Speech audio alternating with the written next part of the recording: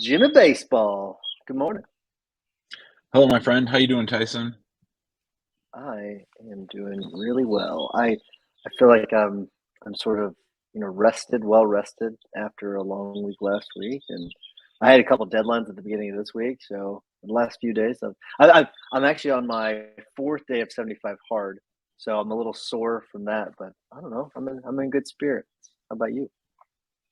Yeah, so we came up to Chicago and saw the Cardinals and Cubs the day after the conference ended, and then we came over to Michigan, and we've been staying at my sister's house this week, heading back to St. Louis this morning, and we've had a great time so far. It's been fun having all the. It's not often that we get all six of us together, so having us all together for a week's been pretty great. Now, do I remember correctly that that was your parents' old place? Well, my mom and dad and sister bought it just a year and a half ago, so we've only had it for a little bit, and so yeah, Or it's your actually parents' new place? my sister and my mom are both here too, so that's made it nice. We went to see Top Gun last night, and everyone had fun, including my 76-year-old mother. So there's something for everybody. Nice. So, um, do you all Verbo this thing or Airbnb? Do you rent it out to people? No, they might one day, but Carrie pretty much stays up here all summer, so that's not really working. But they do a lot of entertaining and having a lot of their friends over. Nice. Nice. I've always heard going out to Michigan is just amazing. We've never done it, so that's something I've wanted to do. It's super easy from St. Louis. It's a 6.5 hour drive, so and then you're on the beach on Lake Michigan, so it's pretty darn easy. Well, don't tell Amy, but I'm looking at planes, six-seater Oh, planes, a Saratoga and a Bonanza. So I'm whispering because she's upstairs. But I would be able to fly up there, which would be pretty amazing. So pretty excited that'd be a about whole that. lot faster. Oh yeah, oh yeah. So, what you want to talk about today? I want to talk about speed. Ooh, dude, you're just referencing speed by getting places faster. So it's funny for someone that's fairly slow on things, not on getting things done, but like on making decisions or coming around to things. Speed, but although you're quick, here's the thing. What's weird, interesting about you is you're a 10 quick start, right? But there, like, it takes some time for you to process ideas. Not that not that you're slow about it. It's just that you're methodical about it. So I'm curious to see how this is going to play out. What about speed do you want to talk about?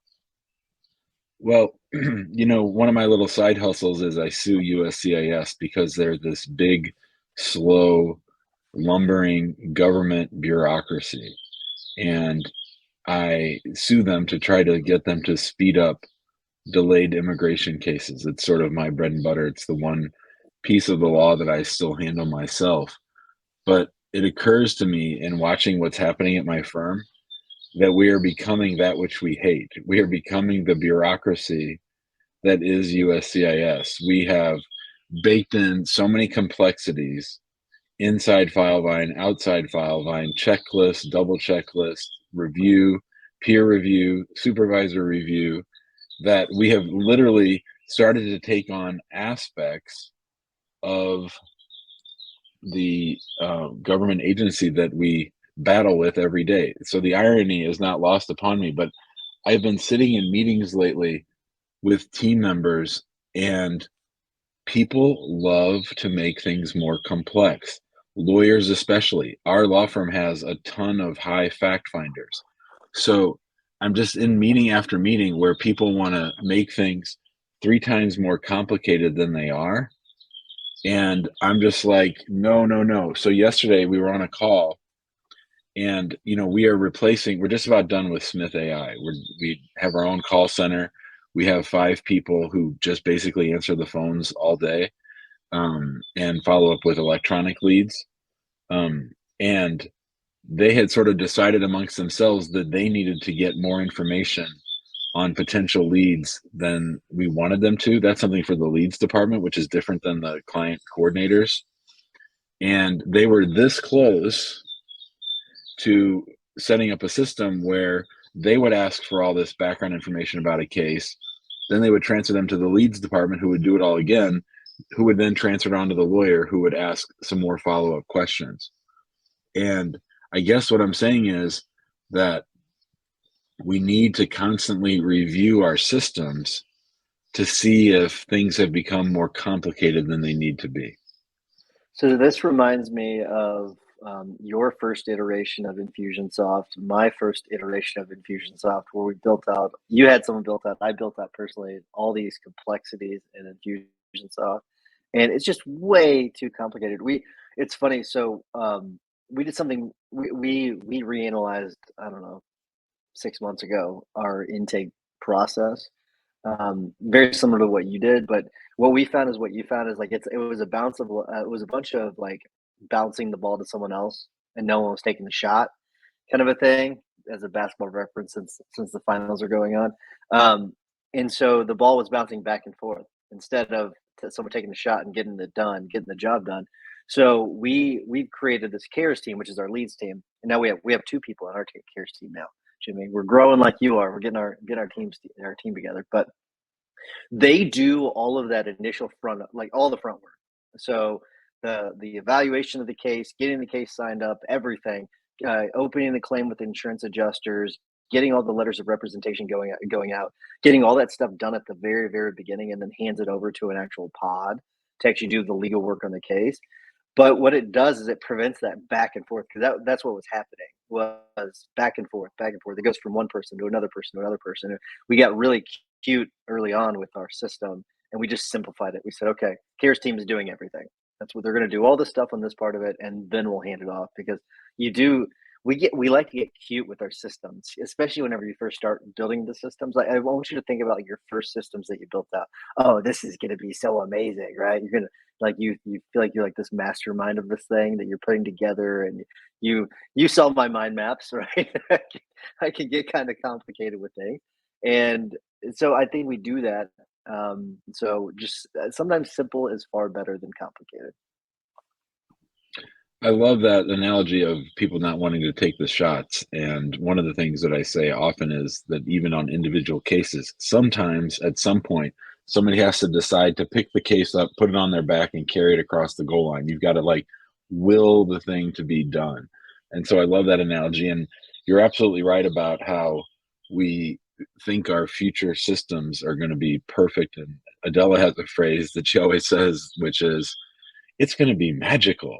And so I think we get to that phase where we think, oh, well, if I just get this systematized properly, everything's going to be perfect. And the God's honest truth is that you have to be vigilant, because people are always going to try to do it their own way, tweak it a little bit, and they might have better ways to do it. But you really have to be consistent and vigilant, paying attention to what people are trying to add on. And it's all, of course, I think generally with good intentions, right? They're not purposely trying to make things slower. But if there's one thing I've learned in working with Kelsey Bratcher, in doing everything that we've done on the marketing side, is that the faster we go, the more money we make.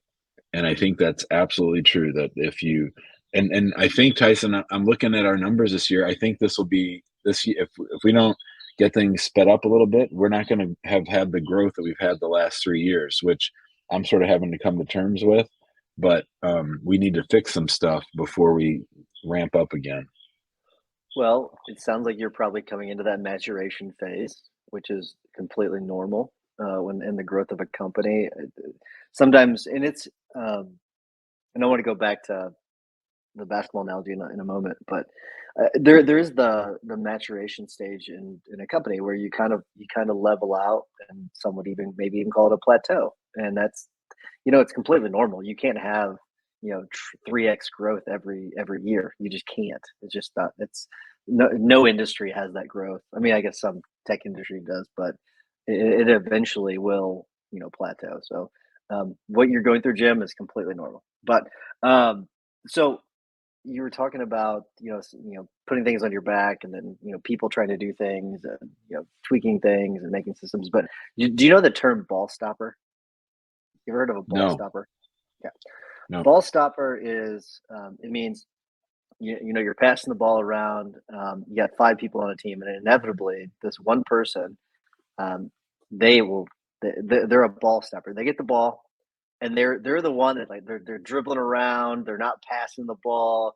They're taking the ball to the lane, but they're not getting good shots off because they're a ball stopper. So the ball stops, they don't get a good shot off, they have a turnover, whatever it is. So that's a ball stopper. And you got to be very careful about ball stoppers in your firm. I am sometimes in a lot of things that you, and I know you are too. You call it log jam, I call it ball stopper. Where the case gets to us and things just kind of halt, right? They grind to a halt. So we got to be careful about that. And it's a good opportunity though if you're looking at your firm and to address that where you probably need more people is probably what you need in that area. And so to prevent that ball stopping, you got to analyze your systems to figure out where you have the log jams so you can keep that case moving. On a related note, our friend Marco Brown posted the other day in the guild about how um, he's realized a corollary that the less that he works or the less that he bills, the more money he makes. And he made the point, it was, it's obviously something we talk about a lot, but he made the point, this is sort of obvious because if you're doing all your time working on cases, you're not doing the things to help grow your firm. And conversely, if you are doing the things to grow your firm, you're probably not spending a lot of time on day-to-day cases. And I think those two things go hand in hand. But I also think, like, I was wondering if I need to have someone whose job it is to make sure that people aren't slowing things down, like the director of speed. I know that that's not a real thing, but I think almost like any new initiative has to be viewed through, does this speed things up? Does this slow things down? And are we willing to pay the price of it slowing down for the thing that we're trying to fix? Well, I would say that you could name a COO, a chief speed officer, or director of speed. I think that that could be a thing because I mean that a COO, that's kind of what their job is, right? They handle operations and they make sure things are operating efficiently. So I don't know. I guess you could have. I really like that title. You are really good at, for people that don't know. Jim is phenomenal at naming things. If you need a name for something, just call Jim and he will give you a name in like an hour. And if he doesn't get it within an hour, guess what? They give you your money back. So it's you're really good at naming things. But I no, I love the idea of having someone. Now I don't know how cost effective it is if it's not your COO, but the idea if you could afford it, having one person just all they do all day is picking at your systems to make sure that they're efficient and make sure everything's speedy. I think that's phenomenal. I mean, if you think about a lot of the presentations at MaxLawCon 2022, a lot of them were about speeding things up, doing things better so as to speed them up, doing things better so as to give yourself more free time. Speed is an important yet often underlooked quality in a growing law firm, in a healthy law firm. When there's not speed and there's stagnation, I think that's a real sign that something might be off. I know that we have people who own their law firms who are low on quick start, but I think they're also the ones who sort of suffer with not getting things changed and wondering year after year why things aren't getting better. Yeah, um, I love it. Can we shift gears a little bit? Of course. So there's this question that was in the Q&A on Tuesday that's been haunting me ever since. You probably know which question it was, but it was about the question was along the lines of, I've been hearing about all these, great firms. You talk about all these great firms, but I didn't really hear a whole lot about like, how do you practice law and run a firm at the same time? Like it's usually the people are they're just business owners. They're not lawyers. And I mean, I got to tell you, it's been tormenting me because I've got this constant struggle about like wanting to try cases and being an amazing trial lawyer and running a firm. It is, and it's since the last 2 days have just been torture for me because it's like, what do you want to do, right? Like what, like because I mean, I know in my brain, it is in my heart. I tell myself something else, but in my brain, I know there is no way I can be an amazing trial lawyer and an amazing firm owner. It's just not possible. It is not possible with the amount of work that both of those things take. And so I don't know. Have you ever had that struggle? Because I feel like you probably haven't. I feel like you've always wanted to be a firm owner and run a firm. One of my all-time favorite episodes of the Maximum Lawyer podcast was when we had our It's a friend. great podcast, by the way. Really good podcast. You It should is check it out. it is a good podcast, and one of my favorite episodes is when we had our friend Brian Lebovic on, and he has a very successful plaintiff's injury firm in South Florida, and he talked about what happened to his firm during COVID. And I think COVID is the great petri dish for this question that you're raising. You guys couldn't go to trial for a while. And varied. Of course, in Florida, it was a New York minute. In Missouri and St. Louis County, it was a little bit longer. But what I loved about Brian's share on the podcast was he talked about how COVID was like the best thing that ever happened to him because he had to sit and fix systems for almost a whole year. And he also realized that when he was in trial for a week, he thought to himself, it's just 1 week out of a month. I still have 3 weeks left. But then he remembered the 2 weeks getting ready for trial and the 2 days to recover from trial. That's your whole damn month. So, Dr. Stewart said it from the stage. She says it to me all the time. 168, 168, 168. Those are all the hours we have in a week. So I think, Tyson, if there's one thing we figured out on this show is you might be able to practice for a while, but if you want to break through maybe from level 2 to level 3, if you're still insistent on practicing law, that is your choice, but you're probably not going to have a self-managing firm. Yeah, you'll never get to 4, I don't think. I don't know anyone that can get to 4 by you actually just practicing law all the time. Like or trying cases specifically. I guess I'm specifically talking about trying cases. If you're trying cases on a regular basis, I mean, like, do you know of any firm that's gotten to a level 4? Like that the owner is trying cases all the time? Like I don't know anybody. Well, John Simon has, but he's one of a kind. I want to talk about that specific model. So Tyson, tell me, if you were to outsource or give to your team all the aspects of getting ready for trial, except for the part that you couldn't do and actually be the trial lawyer, still, how much time would that take you in one given case? I mean, you still have to be there in trial, right? Like you're the lawyer. Yeah, so what's interesting, even if all of that stuff's done, right? Let's say that it's a typical car crash trial. Well, so it's pretty simple, 3-4 days. I'm there for 3 or 4 days, obviously days and nights.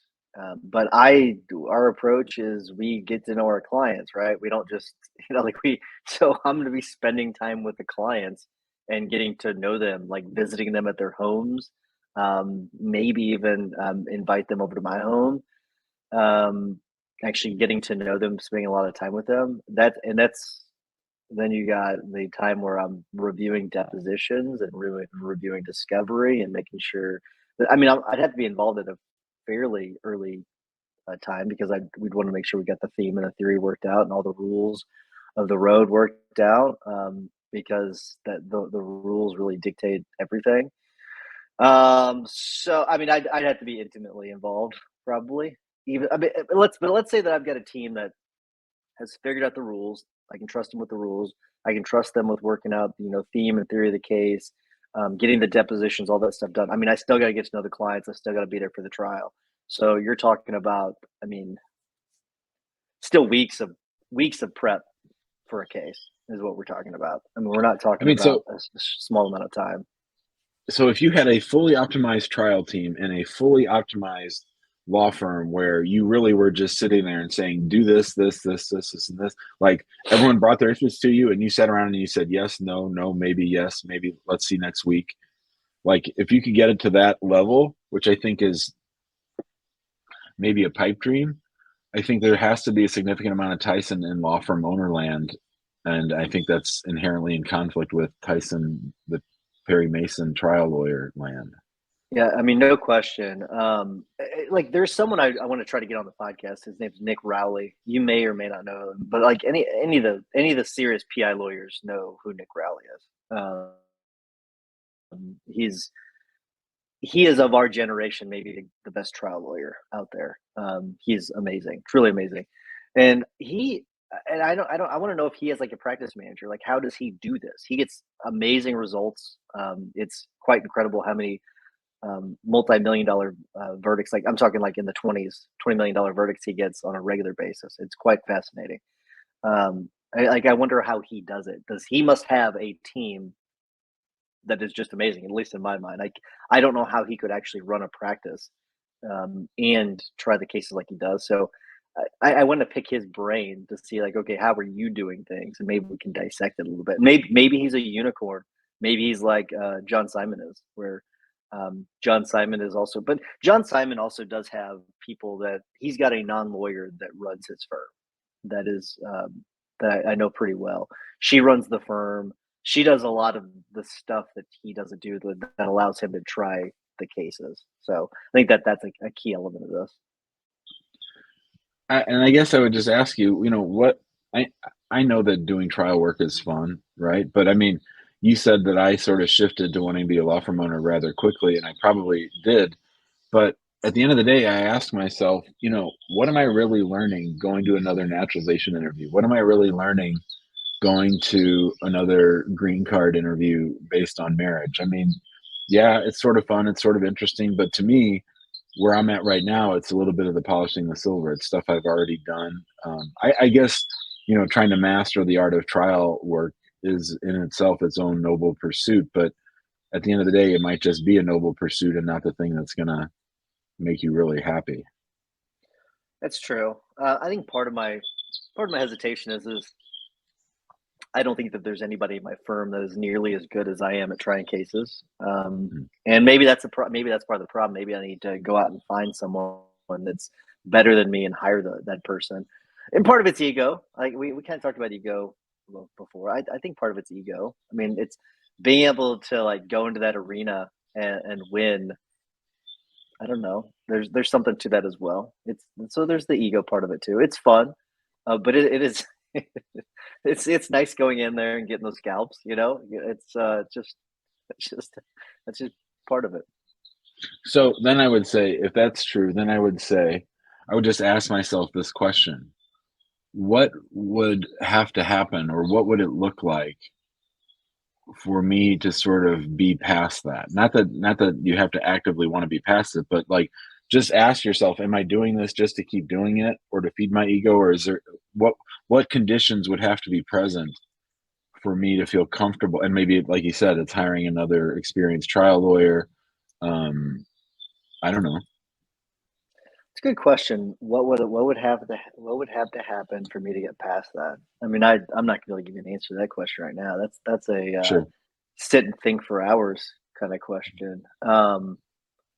Interesting. Have you had something similar where you had to answer that question? Well, I mean, we wrap up so much of ourselves and our identity as trial lawyers or immigration lawyers, and um, I have started to think of myself more as a law firm owner. I still practice law. I have an asylum interview next week, all that stuff. But I think that at the end of the day, our priorities and our desires change over time, and it's okay to be in either space. But in answer to that blanket question from Tuesday, I think that question was coming more from people who were asking themselves that question for the first time, right? Like, Right. let's at least be deliberate in what we're doing. Let's not just muddle through. And I think that's really important. And I think that's sort of what Dr. Stewart was talking about at the conference of mindfulness, is like, let's not just go on autopilot and be a robot and do all these things. Let's let's at least be a little bit more deliberate, and maybe just once a week think about, why are we doing this? Where are we headed? What conditions don't I like? What conditions do I like? What would I like to change? That kind of stuff. Yeah, I think that's great. Dr. Stewart was amazing. So there is something you said about getting wrapped up in like our identity as like a trial lawyer, as a lawyer, whatever it may be. So we're this is something that you talked about a lot. Death. You talked about death during your presentation a lot, and then I talked about it a little bit at the end of mine, which was interesting. And then there's been two suicides in Boone County, Missouri, recently, and it's kind of shocking to me. I mean, suicide has been a big thing lately. So the whole thing about being wrapped up or having our identities wrapped up in our profession, I think that may be part of the problem in our profession, is maybe that, and maybe I need to pull myself away from that as that being my identity a little bit, because I do think that that's part of the problem, is us wrapping ourselves in this profession, and because and I think all of the major professions like doctor, lawyer, accountant, all that kind of stuff. I think that may be part of the problem. So I guess I don't know. What are your thoughts on that? Because when you said that, I was like, I wonder if that is what's part of what's going on. And maybe if you're not as good at, you've wrapped yourself in that identity, and then you're not as good at it as you thought you were going to be. Maybe that is what's leading to some of this. I don't know. Just thoughts, I think general. I think that's a great point because I think we need to be thinking about what if this all went away? What if this all went away? Probably unlikely, but there's a freedom that comes from knowing that you would be okay without all this. Without all this team, without this law firm, without this profession, that at the end of the day, if I stopped practicing law or somebody took my law license away, or if a president came and said no more immigration, if you are confident enough and centered enough where you know that you'll be okay no matter what, then I think that really cuts down on that tying myself to my identity. And I don't think it's healthy to tie myself that much to my identity. I think and this is why, we talked about having hobbies and being well rounded and spending time with your family. It's not just to be a balanced person, it's to protect yourself from that trap of thinking that, this is all I am. Yeah, I mean, I can't mention who the person is, but in a very early, I won't even mention the mastermind. I'm just going to, at an early mastermind, a person stood up and said that they were worried. They were making a bunch of money at the time, and they were worried that it was all going to go away. It was all Mm, going to go away, and it's always stuck with me. So it's funny. I actually constantly think about that because mm, it is one of those things. I think we do need to think about it, right? Something could happen. No, I mean, whatever it may be. I do think we need to think about that, because what do you do if it all goes away? What would you do? Um, and yeah, I think that's a healthy question. I don't think it's a. I think some people say, "Oh, that's a really negative question." I don't think so. I think that thinking about it, like, you're going to be okay, right? No matter what, you're going to be okay. I posted something in after I saw that the second person in 2 days had committed suicide. I posted something in the guild, like, no matter what, it's all going to be okay. So I think we need to know that, right? And I know we need to think about that in case something does happen to you or your firm. It's all going to be okay. And what are you going to do? Have that contingency plan in place. and I think there's actually a freedom in the thought exercise of what if I walked away?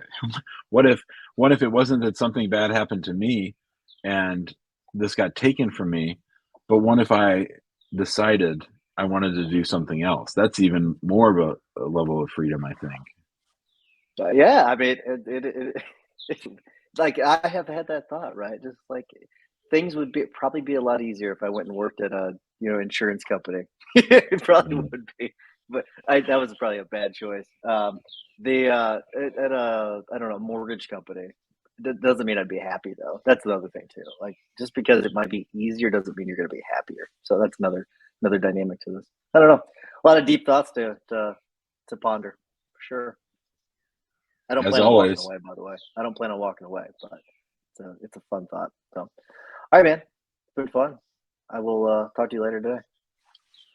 All right.